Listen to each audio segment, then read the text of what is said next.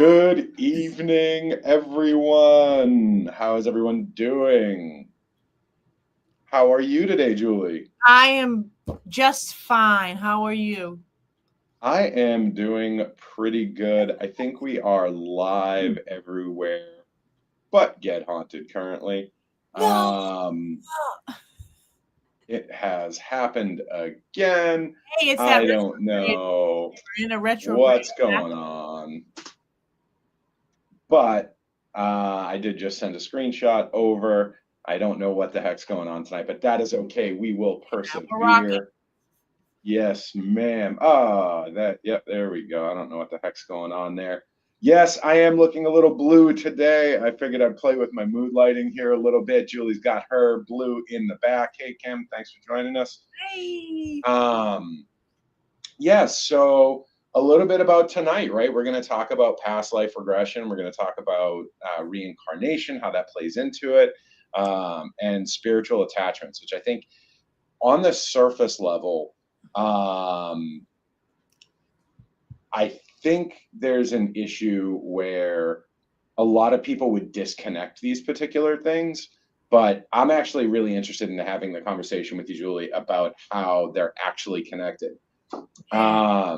And so I think it's important that that we kind of just let's do like a little bit of a primer in what we mean by these particular terms and these ideas, because I think like past life regressions and past life experiences are things that might have different meanings for different folks, right? And so while you do that, I actually noticed I was on a business call earlier today or yesterday, and I took Bob out of my background here, and I got to put Bob back. So you tell the folks what you mean by past lives and things like that first, and then I'll come back and kind of share my concepts there. All right. Well, hello. And good Tuesday evening to all you viewers out there. Yes, past lives. You've heard the phrase. Kind of steers up something in you. Past lives. Were we living before? So it means that we've lived these, not these specific lives, but the lives of individuals who were before us, and that we somehow have that energy, have that memory within us. And it goes along the same lines of reincarnation, meaning like you lived before and you're reborn into this life now. And I find it extremely fascinating. This is a little off topic, but it's all relevant. I believe time is all happening at once. So it's not past. Okay. It's like we're literally dipping into it like right now because it's all layered. As Yep. it's a theory. So that's why it really resonates with me, because sometimes, like there's certain things that you're good at or you really enjoy or you really like that you have no really outside sources. Like you never saw it when you were younger. Your family's never done it. Like you're just connected to certain things or drawn to certain things without ever having that in your life. And that's that energy of the past life that I feel comes through. Okay. And it also, it has a lot to do with if you believe in it or not. I mean, there's so many. There's a lot of good people like with the past life regressions or quantum healing hypnosis, the QHHT with Dolores Cannon. I don't know if you know who that is, but she does quantum healing. So they pretty much do hypnotherapy and bring people, regress them into a past life, and they start saying all this incredible stuff. And some of it's true. It's wild, and some of it's more fanciful, fantasy, but it's very fascinating. Oh, all these questions coming up. But yeah, so past life, previous incarnation is not necessarily past in the shared timeline. Yeah, well, that makes sense. But I the phrase, I guess. But that's what I feel is when I hear past life, I feel like it's all happening at once. But that's just me because I feel like time isn't real. Yeah. All right. So for me, I don't necessarily think that everything's happening simultaneously in the concept of time that we have. So it's not that everything is happening concurrently.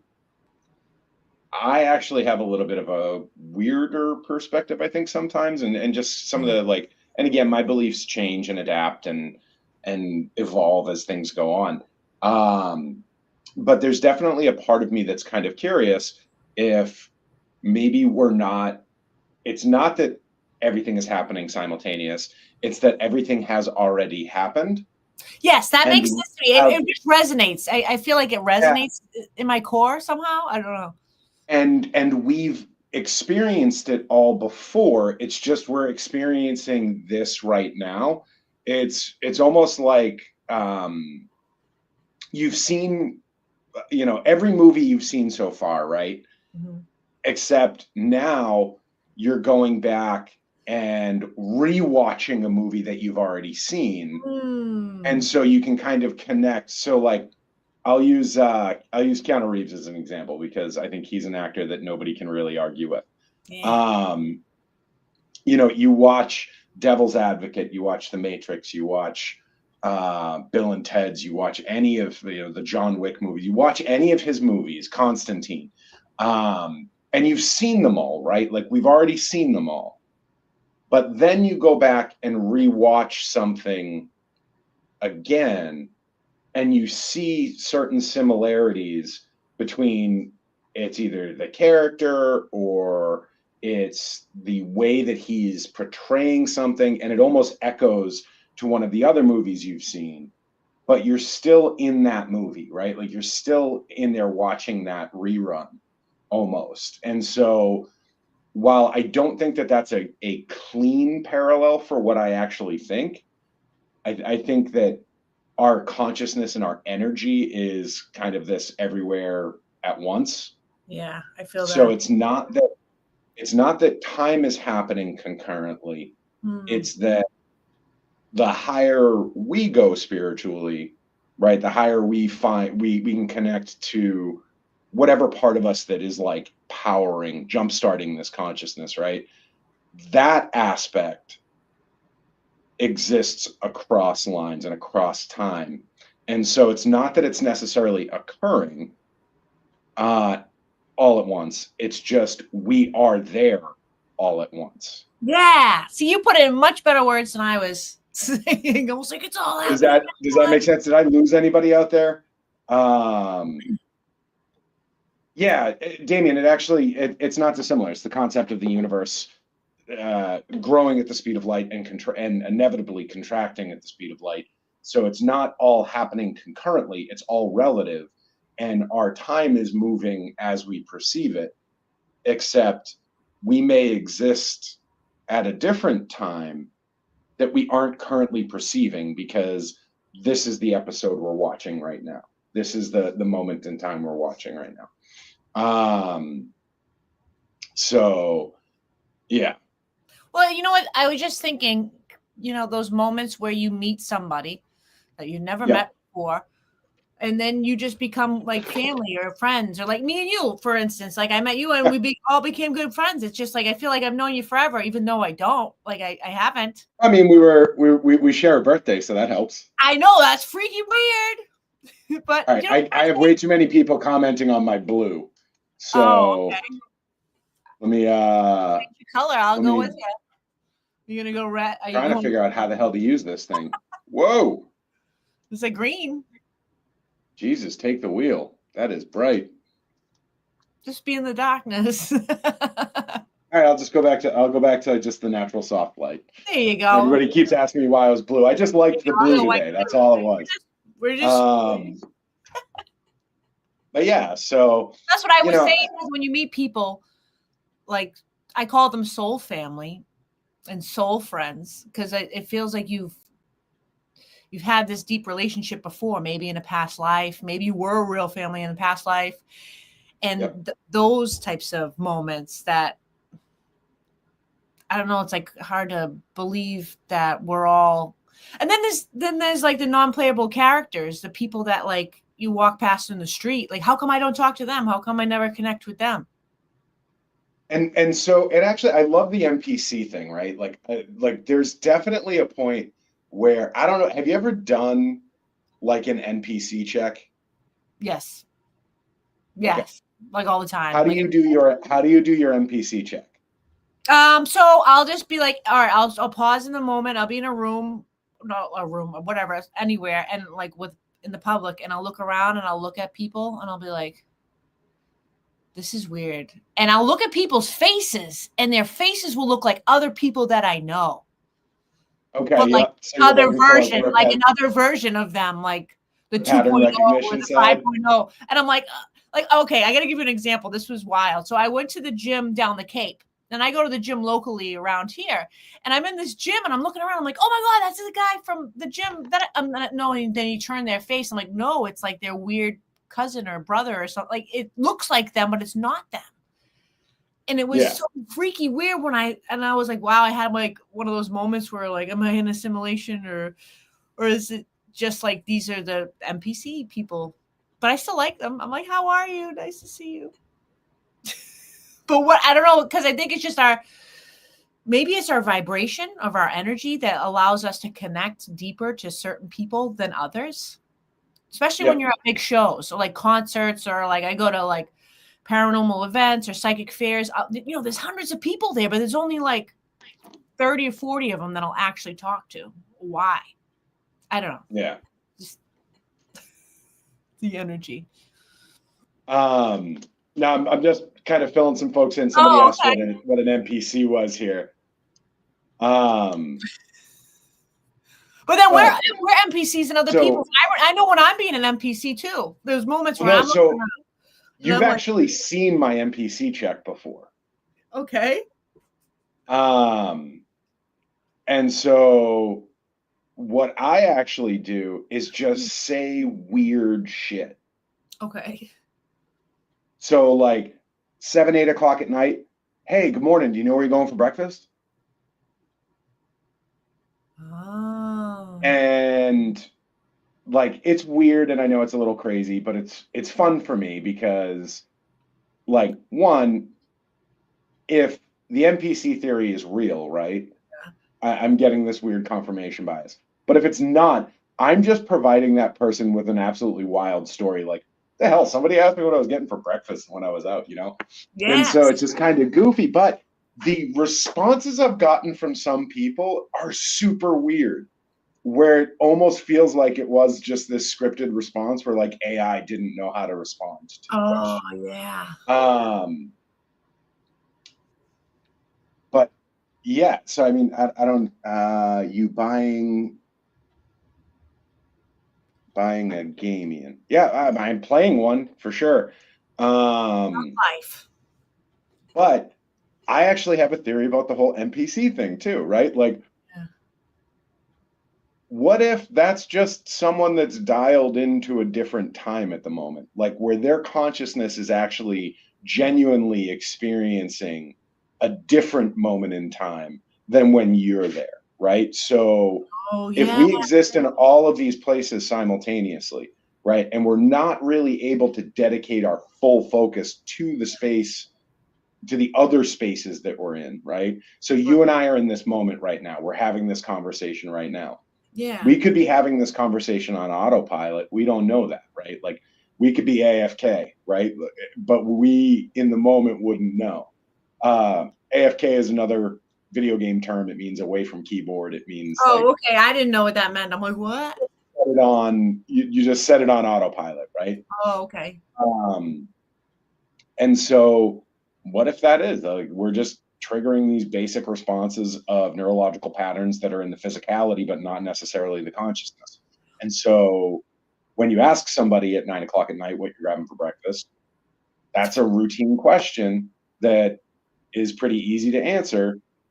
Well, it's almost like residual energy in like a haunting, because those residual spirits or entities are just replaying over and over again. And I wonder if you actually interrupt buying breakfast. Playing that over, do they just stop or do they respond and become intelligent? It's so fascinating. Well, and that's another, that also goes back to like the whole universe's behavior while being observed versus not observed. Okay, yeah. Right? Where there is a measured scientific proof that the universe acts differently under observation than it does without observation. Yes. So the universe operates far more freely, is not constrained by standard concepts of physics or science or anything like that, while not under observation, right? Like while it's not having to render rules and barriers and laws and concepts, it just acts, it just moves and it flows. All right, so in our attempt to describe past lives, we went on a significant tangent. But I As will say, Sagittarius do. for anybody that's curious, since it kind of seems like we're throwing out breakfast ideas, I am absolutely a white and black pudding with beans, eggs, and rashers guy. That's my jam. For all you guys, yeah, Red Bull and cornflakes, no milk. All right, Damien, it's a little psychotic. At least add a little milk in there. Does the consciousness upload to next day when we sleep? Well, that's actually, I don't know. That's a mystery, right? Like, why is sleep so necessary for the conscious mind? But also, it's not even for the necessarily conscious mind because everything sleeps, right? Like they've proved there's proofs. I hate saying that word. That plant life sleeps. Like it's not the same concept of sleep we have, but they have a hibernation. They have a cyclical hibernation period. Yep. And so, if that is the case, then we're doing the same thing as they are. Everyone's doing kind of the same thing, and it's a rolling system, right? As the planet moves, there are different people asleep at the same time. And I heard like a really fun kind of I don't know why our layout was like that. Hey, we're zoomed. Yeah. I heard a really fun concept about that, right? Where it's not that we necessarily are sleeping. It's just we are in the simulation now, and it's a rotation, and we have to leave the simulation. And the reason why there's this cycle where there's a certain population constantly asleep that's actually awake, and we are the ones asleep right now, is because there's only a certain amount of like space for people to enter this virtual space. And so when you're falling asleep, it's you kind of getting up out of your chair there and giving it to someone else so they're waking up, right? Well, is that why you hallucinate if you stay up for like 3 days straight? Yeah. Yeah, because you're oversaturating. Right? Like well, no, but so one of the major concerns with AR, right, with augmented and alternative reality and virtual reality that we have now is they've already proven that too much virtual interaction will overload your senses and start causing you to manifest hallucinations under virtual reality, right? And so you put that on a much larger scale. You go 3 days without sleep, you're going to be seeing little things running across the table and everything. You're going to be seeing glitches, right? Like, and especially when you look at computer programs that are only meant to run a certain amount of time, you start seeing a breakdown in the code and a breakdown in the program after that. So I'll have to check that out, Damien. That's interesting. I'll have to check that out. That would be really interesting. Because most studies show that after like 8 days of sleep, your body just starts shutting down. And then what Stacy says is our intuition naturally stretches a good 48 to 72 hours ahead of time, our experience or timeline, which I feel like is true because you feel emotions. I personally do. Like I could feel frustrated or anxiety or sadness before, and then like with nothing going on, and then all of a sudden it happens. And I remember right before, right when COVID was even like a thing, before it was even like said into the world, I was feeling like weird and like sad. It was weird. And then it happened. I don't know. I think it's So definitely an weird. intuitive thing. Yeah, and so one thing I will say, right? So, and I want to pull the number up real quick because the how long can you go without sleep? Some people have it better than others. I can't. I like to. Well, the longest documented time someone has gone without sleep is 11 days, Dang. which was done intentionally Oh, okay. That's wild. as an experiment. That's some That's wild stuff right super there. interesting. Yeah, I remember I saw something when in the military they were trying to create a drug that would allow you to not sleep. I don't know what I was reading. I don't know if it was true or not, but I remember seeing something like that, but I don't think it worked. You can never tell it's Okay. true or not because it's like either a story someone made up online or it was actual real research. But I thought that was fascinating. And it kind of made sense because if people can stay awake, they can fight more. Yeah. Well, I mean, I remember like when I was younger, I could go 2, 3 days and not really um like and not really have an issue, right? Like Yeah, I can't. Like I can't do it. I also feel like it's like what you eat too, because when you eat food, you digest and it's like makes you tired, makes you sleepy. Your body is kind of going to hibernation mode to like digest the food. And then, but when you fast, when you don't eat as much, I feel full of energy. Like I could just keep going. well, I think that has a lot to do with the fact that you're eating American food too. So, Right. you go overseas, you go to a lot of different countries, um, and you eat and you're still feeling good and vibrant and awake and alive, even though you're eating way more than you would back home. Um, you're just up, right? Um, and you're good to go. All right, so Damien found Haley and Lachlan Webb. They're of course they're from Australia. Everything fucking wild comes from Australia. That's interesting. I'm gonna put that up there. I'll have to check that out. That's an interesting story. I would definitely want to check out. Um, Wow, that must be but so. yeah. All right. Fun? No, hard. No, not fun. Oh, I thought you said fun. I was like, fatal No, familial insomnia does not that must sound be so fun. hard to have that happen to you and not be able to sleep. I mean, no. I'd be miserable. I know for a fact I'd be miserable. Um, but all right, so to the point, right? We talked about all these different things. We talked about what we think about past lives and everything like that. We got completely diverted into sleep and all sorts of other stuff. But we're going to get back to topic, right? Yeah. And we're going to talk how that pertains to concepts of reincarnation, spiritual attachments, and things like that. So for everybody out there, as a baseline for me, I'm torn on the concept of reincarnation only because I don't know that it's what we think it is, right? Like, I believe we have access to previous lives.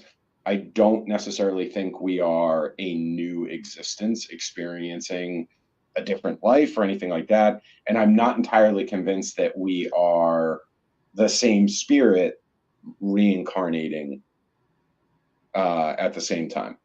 I think we're I'm I not think we're a bunch of pieces of I'm spirit. not I'm not unconvinced that we aren't one collective consciousness experiencing everything simultaneously, right?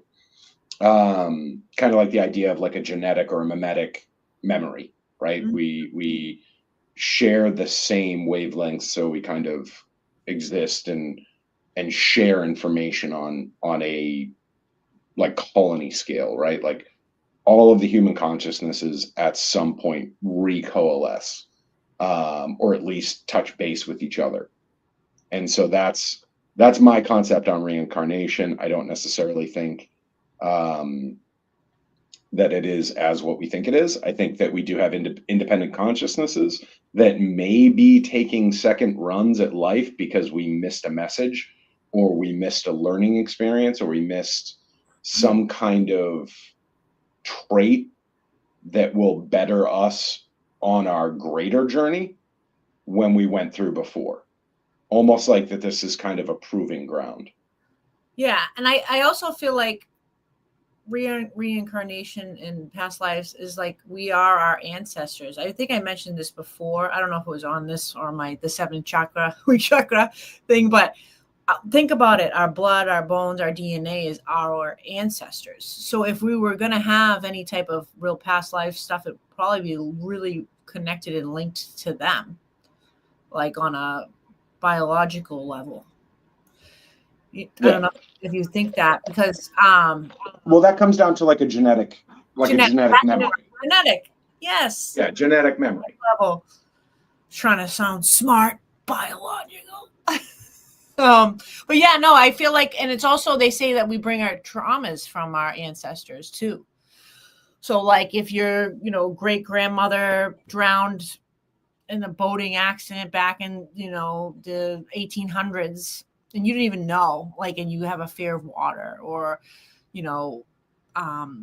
there's a lot of stuff that just travels down the family line, ancestral wise, genetic wise too. Like obviously health issues, they say, come across. Could even be a past, I wouldn't say it'd be past lives. I don't think that's the right word for it.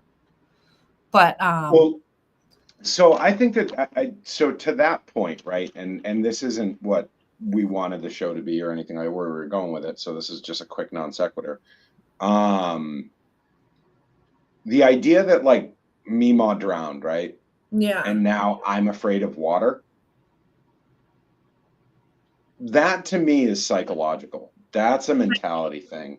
Yeah. Because mom and dad saw Meemaw drown. So they're naturally afraid of someone drowning. And then now they have a child that they're trying to protect.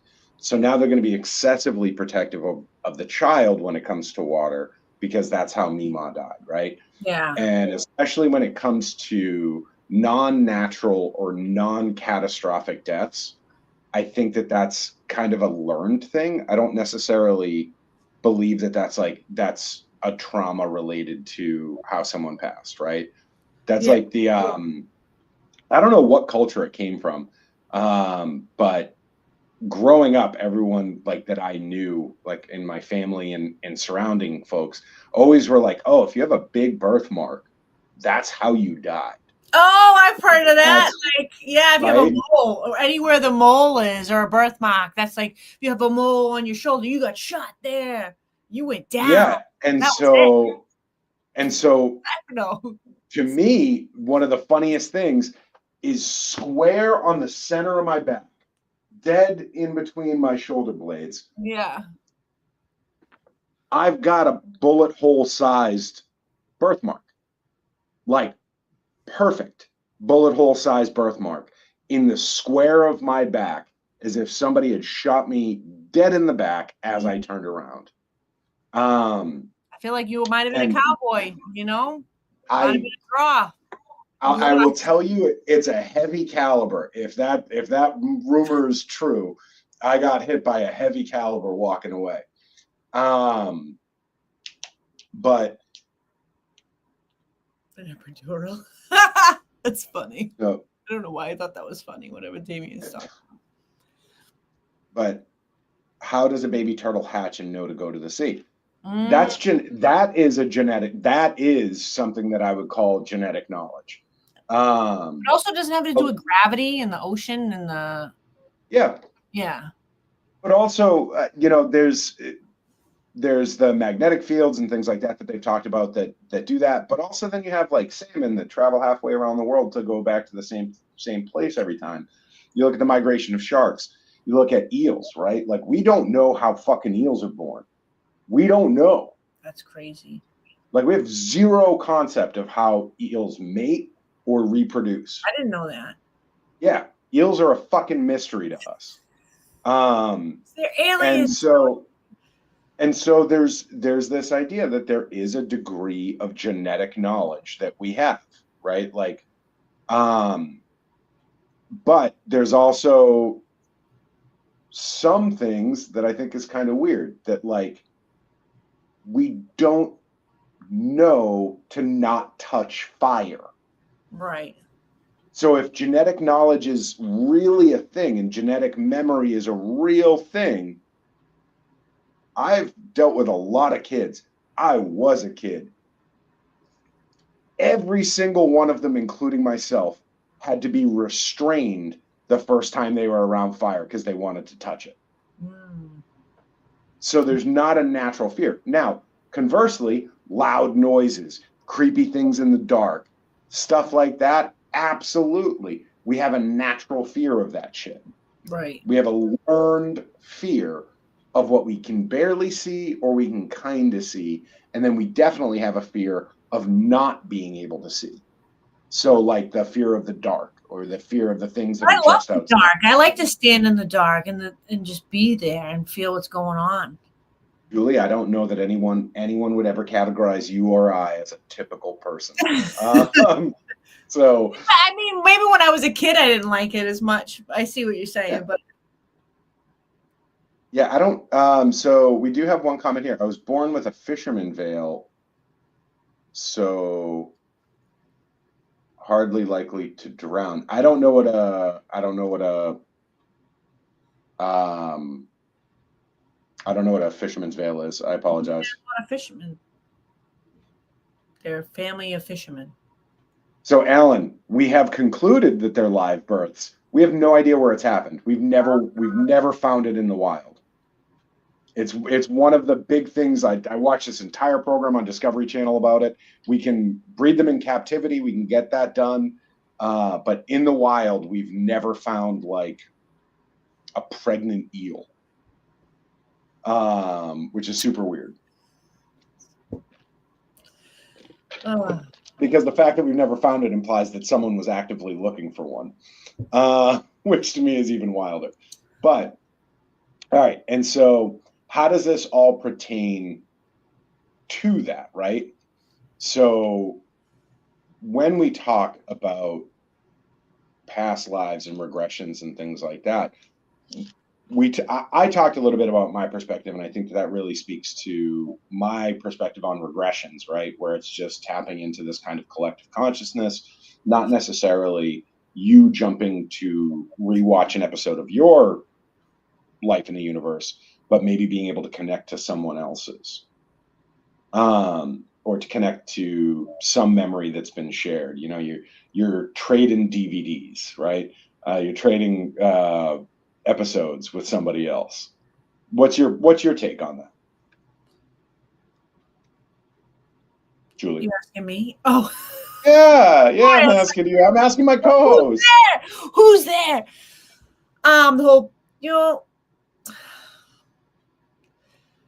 there's so many things. I feel like my opinion ebbs and flows depending on my experience. I feel, Yeah. bless you.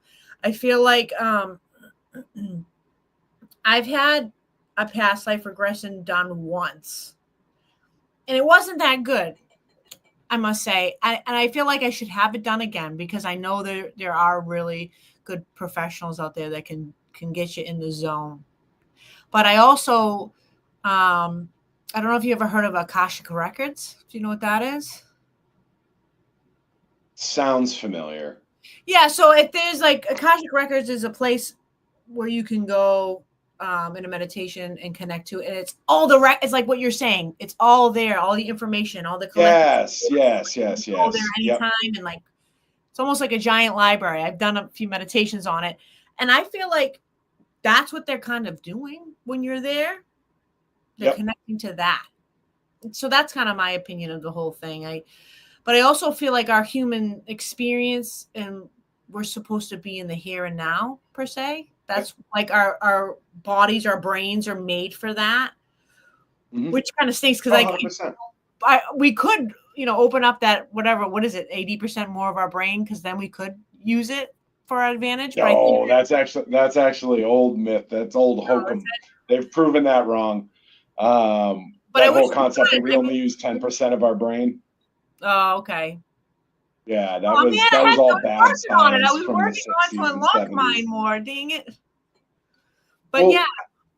but to that point, I don't think that we actually utilize all of it, because it does. We have access to that, right? We do have access to everything through our own thoughts in our brains. It's just those are muscles we don't flex. Oh yeah. But yeah, there's no quiet part of our brain that's just waiting for us to touch so that we can have like a Lucy moment, which is an amazing conceptual film. I thought that was wonderful. It's similar to like a Limitless, but Yeah, it was I just in it the was done previews with better. one of the actors, Scarlett Johansson. Is she in that? Scarlett Johansson, yeah. Yeah, I didn't see it though. Oh, worth a watch. Definitely worth a watch. But what about like but our brain produces DMT, so naturally. Yeah. So that would almost be like a part of our brain that we don't really get to see all the time. Yeah. Yeah, it's just it's a different flexing of muscles, right? Like I do Sudoku and word puzzles a lot. But when I first started doing them, I was terrible at them. Now I can look at a Sudoku puzzle and, I do like the New York Times Saturday, which is like their hardest, or Sunday, which is like their hardest.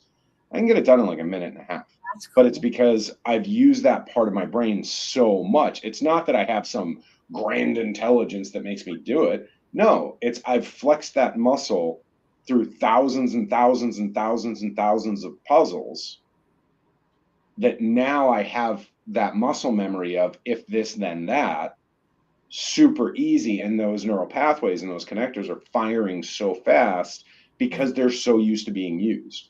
I like that. And so that's why I feel like a lot of the time, have you ever had fits of deja vu? Yes. And I feel like they come in fits, right? Like it happens once and then it happens again and then it happens again. And then it kind of goes away for a long time. And then it happens again and it happens again and it happens again. It's because you accidentally tripped over it in that first instance, and then you dwelled on that process and you focused on that process. So it happened a couple more times. And then because it was happening a few times, you stopped thinking about it and you stopped exercising that muscle. So it went away for a time and then you triggered it again. Nice. Yeah. Candyland. Classic. Yeah, so let's see. The idea of only using 10% of our brain is the same as using a keyboard to create words. Imagine having to touch every key on the keyboard to write every word. Yeah. I mean, the current utilization of each part of your brain is not every moment. But we do fire off the brain at any given time. But yeah, so the Akashic, is it the Akashic Records it's called? Yeah. Okay, so that actually does give words to kind of what I think. It's cool. It's really interesting. I have friends that do that type of reading. I always love finding like words and theories that align to things that I've already kind of thought. Yeah. And also it kind of goes back to the idea that like there really isn't any new ideas or new thoughts. It's just rehashing of old shit. We've been around so goddamn long, we've thought of it. Like the movies and the songs, they kind of just repeat themselves with the same melodies and the same I wish music would start repeating itself because it's been rough lately. But so the other side of the conversation that we're going to have, right? Because we're moving into the final third of the show. Yeah. The other part of the conversation we're going to have is spiritual attachments and what we've talked about and how that actually impacts the concept of a spiritual attachment. So if my ideas are right, that we're kind of existing at all times, all times aren't existing now, but we are instead existing at all times. And then with your idea of like legacy and mimetic and genetic existences and carrying forwards, how does that play into like a spiritual attachment or like the concept of a haunted object for you? So interesting, because I've read I read a few things and connected to some of these ideas, and they say that sometimes spirits will live through you to either finish business. It's not like live through you, like per se, but like send you thoughts in your brain, like it's your own thoughts, and you have no distinct kind of like understanding of that. But when you start to do this kind of work, or you like read about it, and then you're like, oh, that's weird. Like, I want to have, like a fish sandwich today. I don't eat fish. I'm not a big fan. I'd be like, that's weird. It's like, it's also like when they say, you have some depression or something like that, and if you had like negative racing thoughts, but there's no real correlation of them coming into your brain, sometimes it could be a spiritual thing. And for me, honestly, I've had a few experiences where that's happened, and then I was like, okay, let me cleanse and clear myself energetically, and it goes away.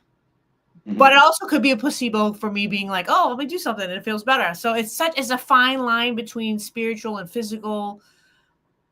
That's why, when people have, any kind of thoughts or anything like that are not really good, healthy or whatever, to always seek help. But it could also be you're watching one too many horror movies right before you go to bed. So what's your take on the idea of a haunted object then? Like, how does that energy, that spirit, that consciousness attach itself to a physical object?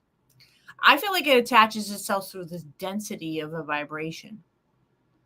Okay. An object like a record, or a crystal, or like, a hard drive.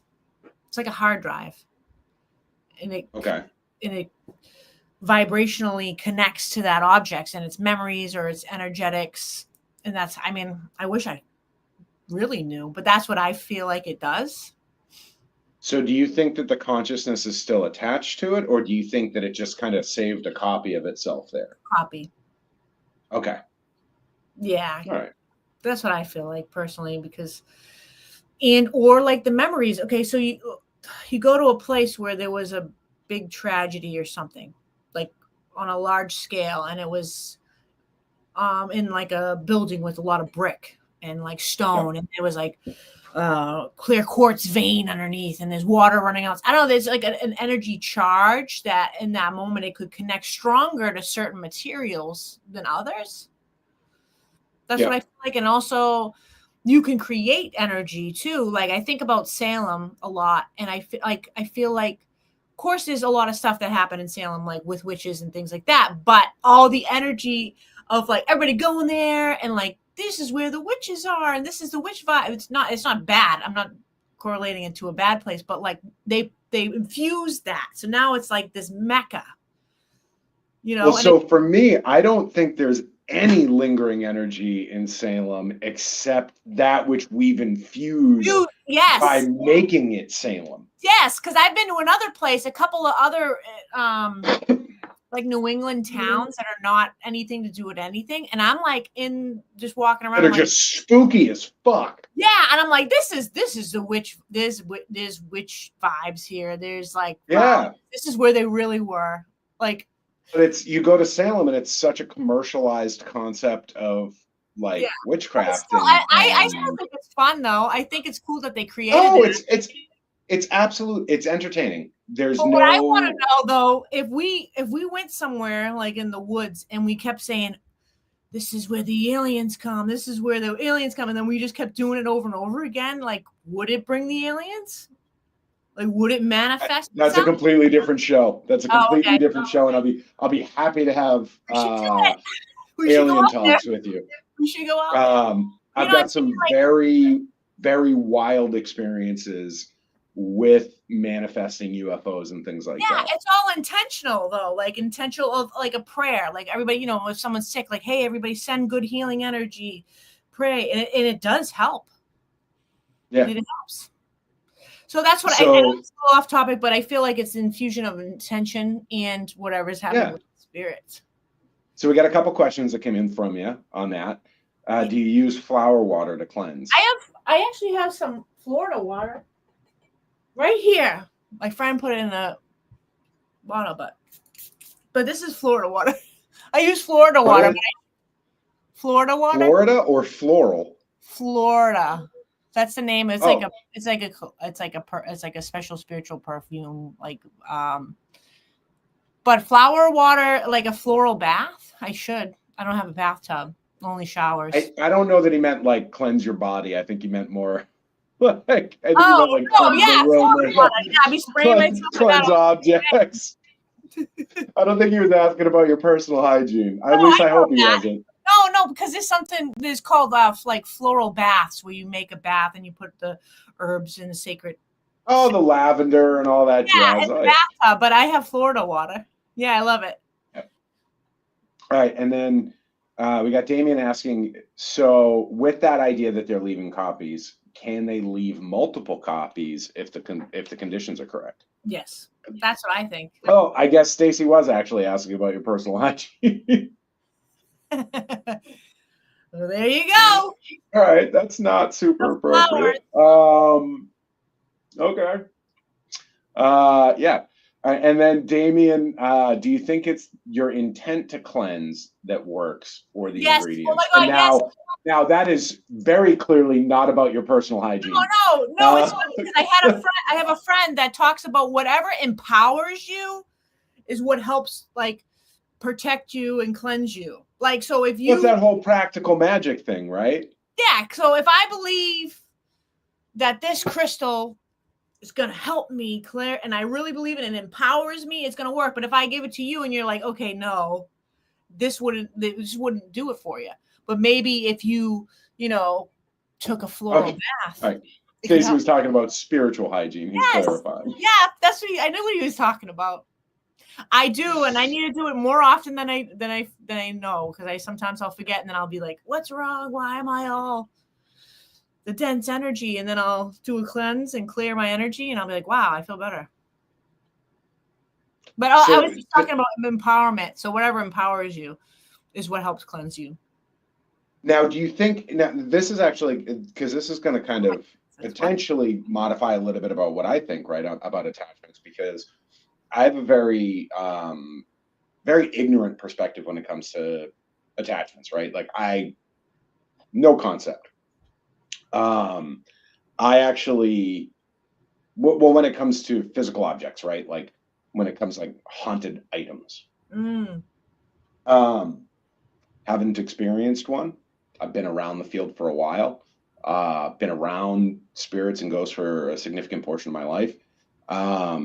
And never found it comes down to an item, right? It never comes down to, that belt buckle from World War II or that doll from Savers, or anything like that. They come from. So for me, my question to you on this, right, is if you're putting so much energy and you're putting so much belief into something like a cleansing crystal, right? Are you then kind of manifesting you leaving a copy there? I think so. So like, do you... I have a mesa. It's a portable, it's an altar. Hold on, I can show you. Okay. So I hear mesa and I'm thinking like a plateau in the middle of Arizona. Hold on, I'm getting it. So I did Peruvian shamanic training for 2 years, and we built our mesas.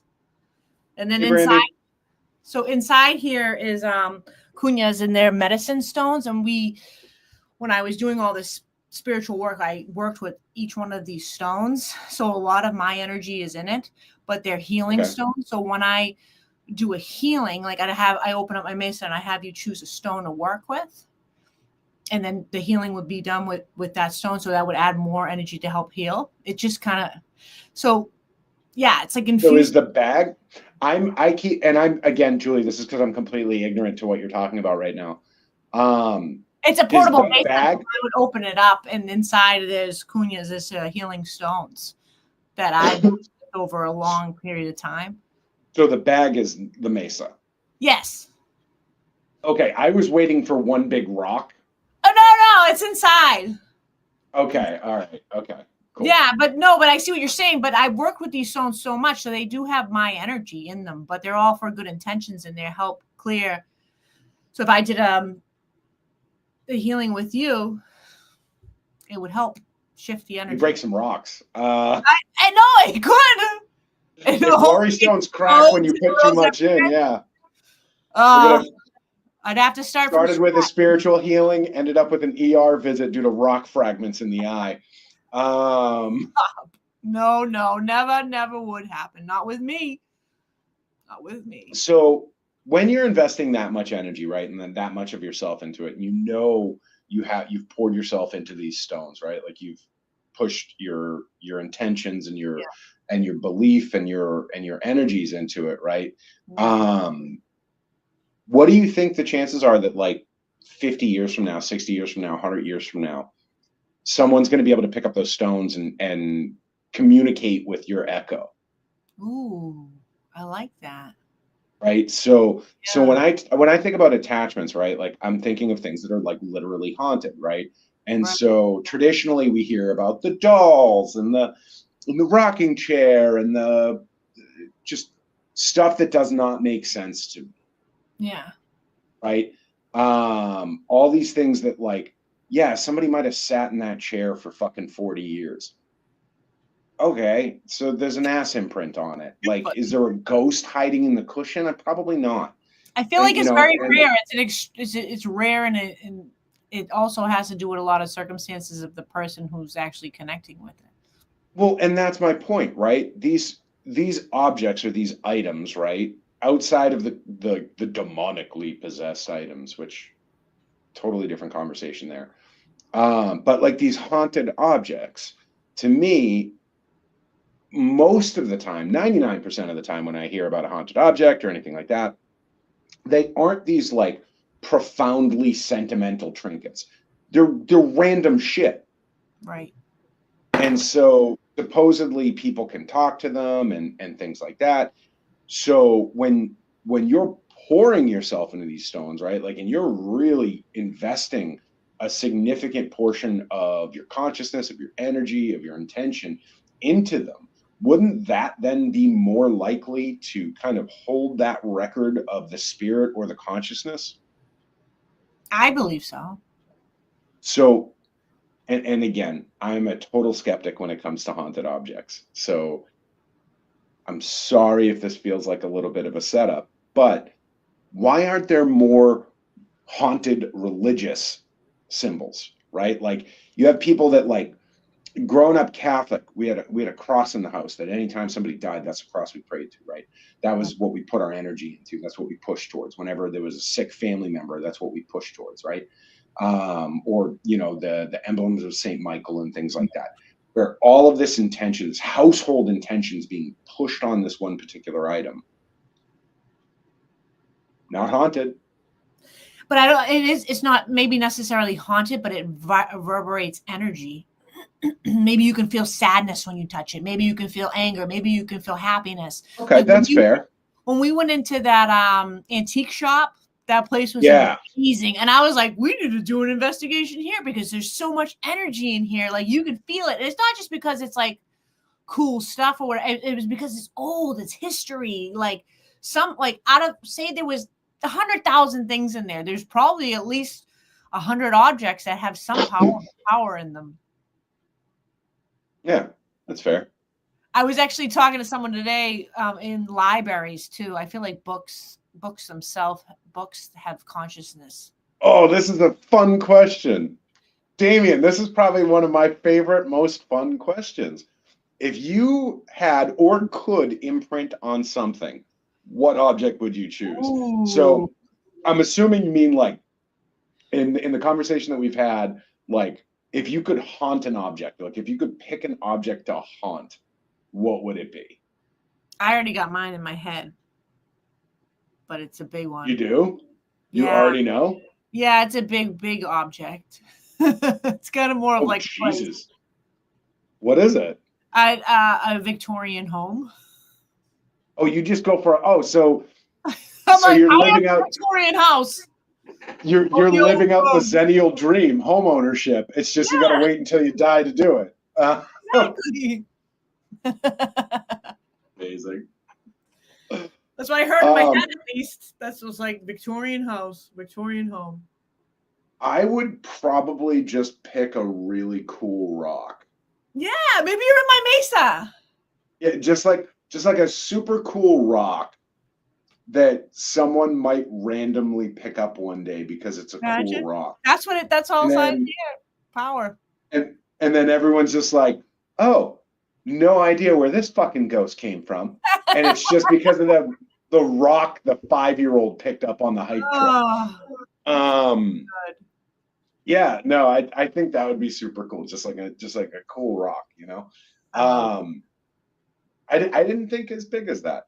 Yeah, Stacey, there are some like religious induced stigmatas and things like that. I just have a profound distrust for the Catholic Church and everything they claim. Oh, you go with an obsidian. Oh my God, skull. obsidian is so good. I was at a gemstone expo over the summer, and this guy had all this obsidian, black obsidian from Mexico, and it was incredible. And they had a sphere. Sorry, but I just love a black obsidian. So, I mean, outside of like the or kind gold obsidian is so good. All the obsidian's good. And I mean, truthfully, there is some like just absurd things, and it would depend on the degree in which I could haunt, right? Like if I could go full poltergeist, I'd pick a skull. I would. I absolutely would. I'd actuate the jaw. I'd jiggle the teeth. I'd do weird shit. And then of course there's like kind of just like the goofy, like weird stuff like that I think would be funny. Yeah, little bastard. Yeah. Or if anybody's into any kind of sci-fi or high fantasy, the Dresden Files, that's where he got his name, Bob, even though it's actually a female skull. But yeah, like I think that's a super fun question. I really dig that question, Damien. I'm actually gonna think about that a lot more. Like, what would I pick to haunt if I had the absolute choice to do so? But I think for me it would be something super obscure. Yeah, I really think it would just be something obscure, like just a pretty rock, like not a gemstone, not anything of value, just a very like wooden cup from Indiana Jones type situation. Yes. Like just something completely benign. Never a doll. I would never pick a doll because because then I would have to make myself a liar. I don't believe in a comet. Yeah, and just edge it right over. Make a couple more ghosts. But yeah, the One Ring. Oh, that would actually be pretty cool if you did haunt just like a movie prop of the One Ring from Lord of the Rings. Just to screw with that one person that has that one ring and just doesn't trust it anymore. Anyway, all right, we are coming to the final stretch here. We're coming to the final couple minutes of the show, and I have been gone all day. I drove out of state today, and I am eager to get home and relax and go to bed. But I have had an absolute hell of a time tonight. It's been a wonderful conversation. Julie, any closing thoughts? Any final messaging? Hey, when I see y'all in the next life, whenever that is, we'll say we had a past life. That's what we'll say. Ooh, Julie ended it with saying I'll have the chance to say I told you so later to me. All right. Only 150 years from now. Jesus, how old are you going to be? Well, it has to be when we're old in our next lives. So I'm thinking around the year, what? Even if we split that, that's 75 per. I'm trust me. So it'll be like you give 20, me. I'm going to be in my 50s. 2150. That's what it is. Oh, 2150. in 2050, I'll be being reborn. I don't know what you're talking about. Oh, well, I have. Well, I think in the future we'll live longer. I think I have a few less seconds on my shot clock than you do. Because 75 years from now, I'll be in my 50s on round 2 if reincarnation's a thing. No, thanks, guys, Yeah, so much for joining us. We always love talking the wild, wicked, and weird here on yes, ma'am. Wild, wicked, Well, and weird. and from me, as always, stay blessed, guys. Thank you for watching. Hope you have a wonderful evening.